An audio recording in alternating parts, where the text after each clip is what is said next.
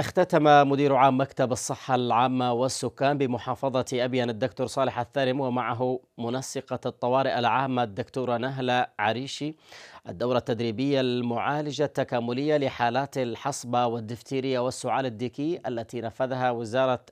تنفذها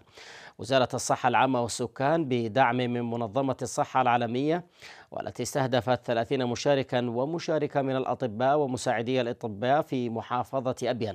بهيئة مشفى الرازي. وخلال الدورة التي استمرت 3 أيام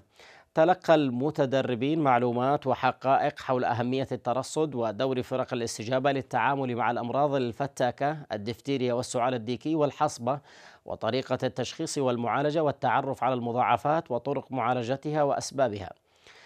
وعزوف بعض الأهالي عن تطعيم أطفالهم. من جانبه قدم مدير عام مكتب الصحة بأبين الدكتور الثرم شكره لوزارة الصحة العامة والسكان ومنظمة الصحة العالمية على دعمهم ومساندتهم لجهود مكتب الصحة العامة بأبين